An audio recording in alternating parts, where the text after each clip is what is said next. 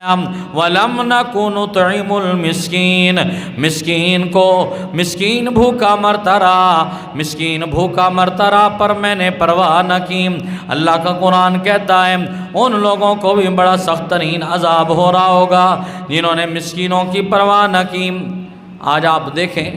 بیت المقدس اور فلسطین کے اندر کتنے مسکین ہیں،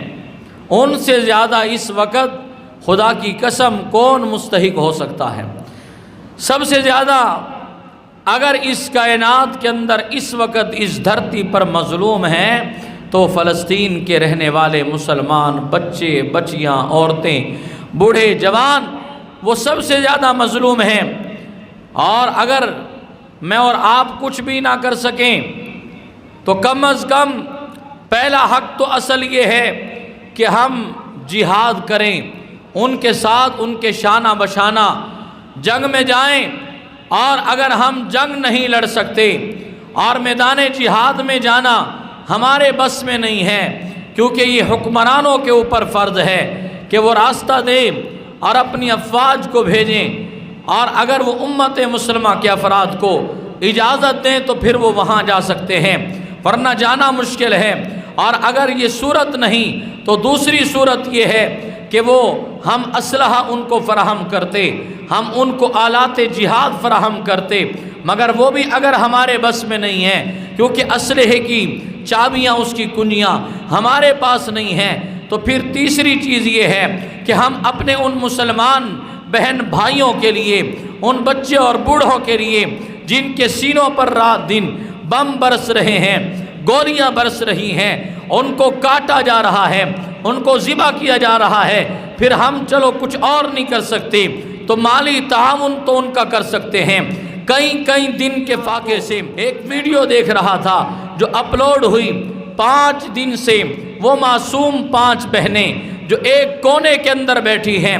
اور دوسری بہن ان کو تسلی دے رہی ہے، اور وہ چھوٹی چھوٹی معصوم بچیاں ایسے اللہ پر بھروسہ کر کے بیٹھی ہیں۔ 5 بچیاں، کوئی سوچے میرے اور آپ کے گھر میں کوئی بچہ ہو اللہ کی قسم اور اس کو تھوڑا سا بخار ہو جائے، میں اور آپ بلکتے چیختے چلاتے، اگر بچے کا بخار نہیں ٹوکتا ایک ڈاکٹر کے پاس، دوسرے ڈاکٹر کے پاس، تیسرے ڈاکٹر کے پاس، اس ہسپیٹل میں اس ہسپیٹل میں لے کر پہنچ جاتے ہیں۔ ہم نے کبھی غور کیا ہے کہ میرے بچے کو تھوڑی سی تکلیف ہو تو میں